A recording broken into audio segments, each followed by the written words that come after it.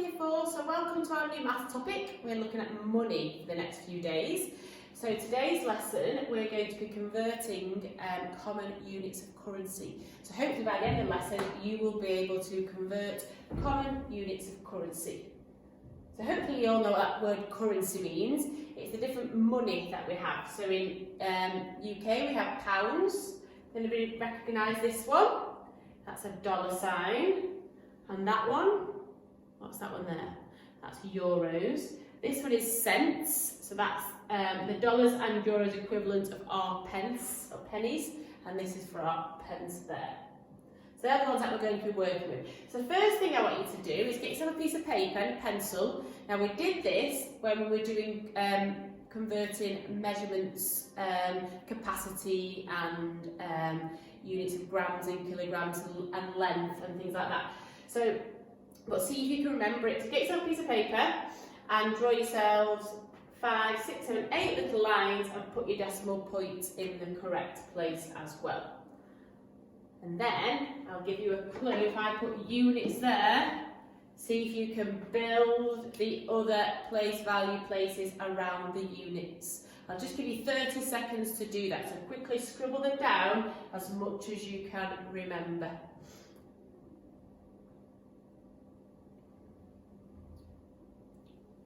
Think really carefully. Now we're not going up to millions, just stop at the 5th line there.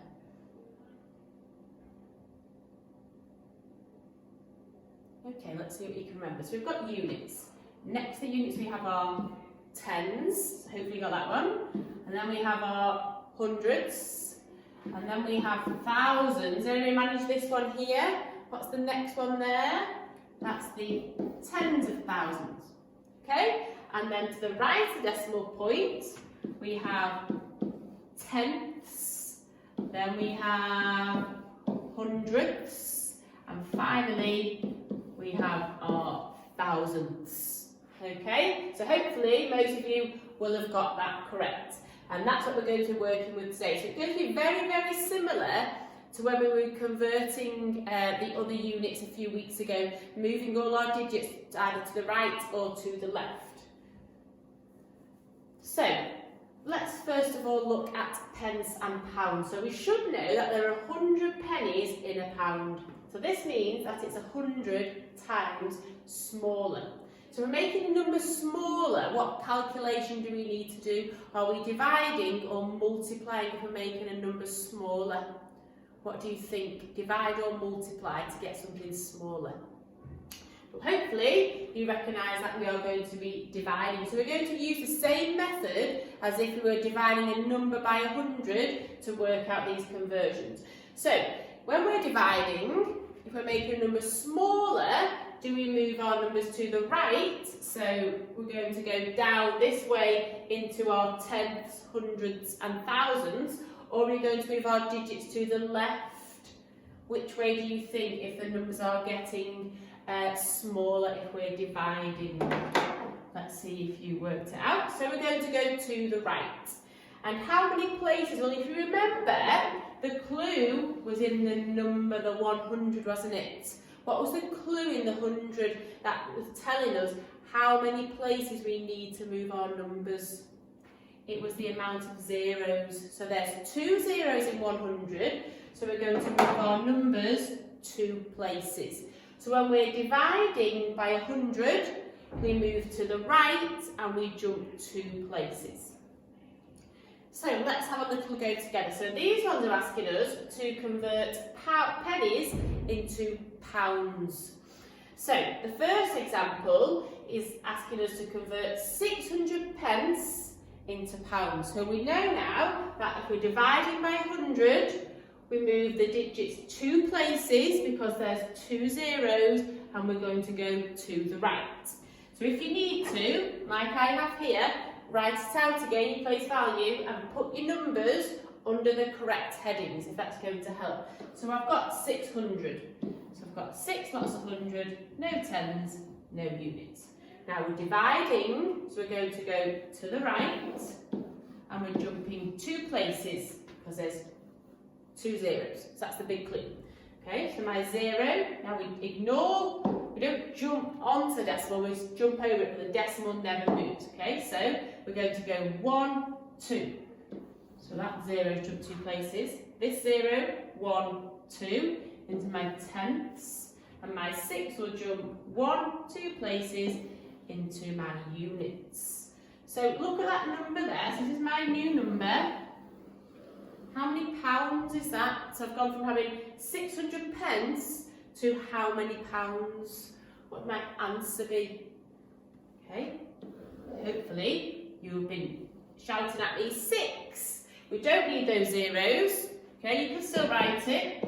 Wouldn't be wrong because you haven't got no tens and no pennies.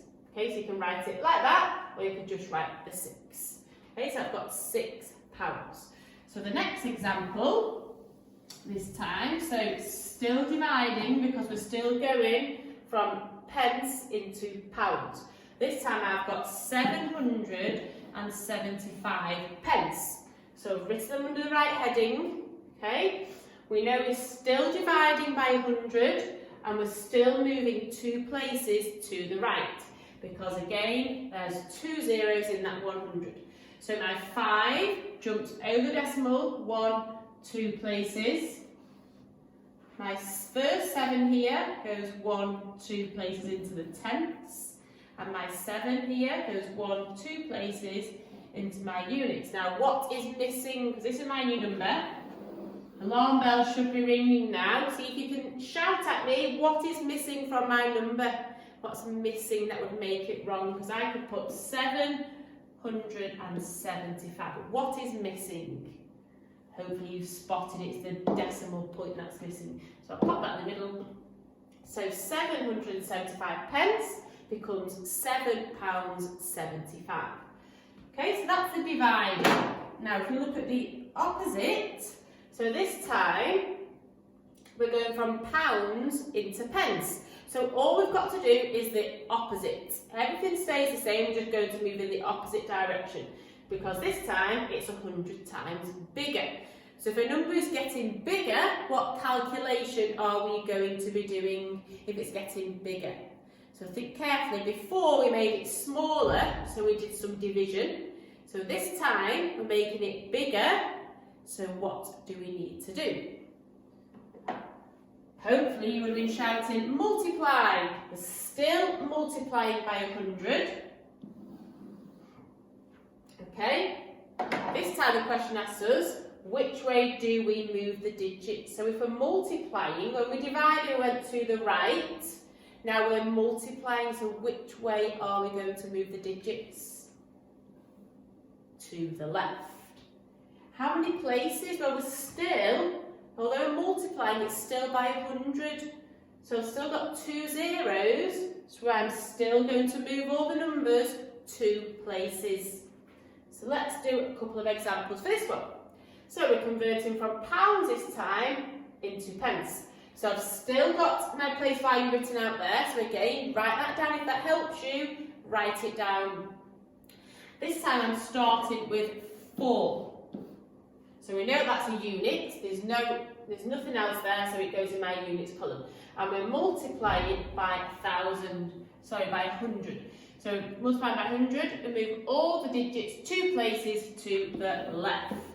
And we know it's 2 places because there are 2 zeros. So my 4 jumps 2 places, 1, 2. Now, I've got a bit of a problem, haven't I? Because at the minute I've got 4 and my new number is 4. But if you look what column it's in my hundreds.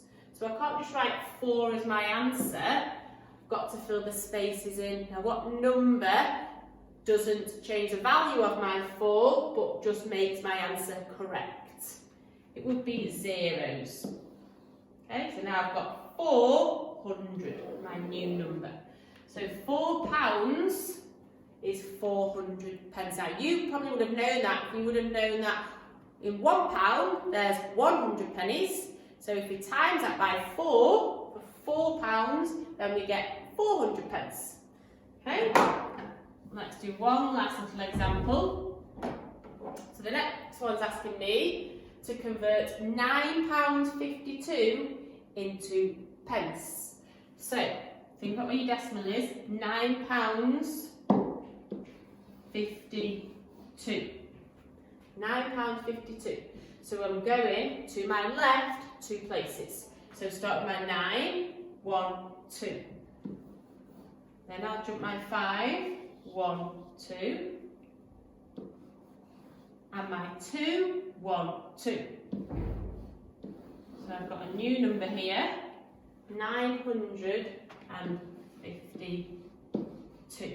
So £9.52 is equal to 952 pence. Okay, now it's not only pence that are working with it. Remember the second slide with all the different symbols on? It wasn't just pound, we was also looking at euros and dollars. So, it says, in most of Europe, 100 cents is equal to €1. So, there we would be dividing by 100. So we move 2 places to the right. And then the opposite of that, so we go the opposite way, so euros into cents, we would need to multiply by 100. So we go 2 places to the left. And then the same with dollars. So in the United States, 100 cents is $1. So we divide by 100, we move 2 places to the right. And $1 into cents, we have to multiply by 100, so we go 2 places to the left. Now you will notice that for pounds, dollars and euros, it's always a division or a multiplication by 100. So it's not as tricky as last time because we were doing it by 10, 100 and 1,000 last time and you had to remember which one you needed to do. This time, it's always by 100. You've just got to think, which I've written down here for you, which way it is either if you're dividing or multiplying. So all the conversions are either multiply by 100 or divide by 100. So if you're going from pence or cents into pounds, dollars or euros, that's when you're going to divide. If you're doing the opposite, if you're going from pounds, dollars or euros into pence or cents, that's when you're going to multiply. So in the book, in your GP book, what I want you to do is have a look through the information on page 260 to 262 and then today you're going to be working through exercise 21.1. But all of question 1 you're multiplying by 100 and for all of question 2 you're dividing by 100. So it's been split up quite nicely for you so you're not jumping all over the show. The first lot of questions on question 1 you multiply for them all, and all of question 2, you're going to divide for them all. Okay, so it's a little bit easier in that sense. If it helps you, write out your place value and jump your numbers along, if that's going to help you. Okay, I'm sure you'll do fabulous, but good luck, and I'll see you tomorrow.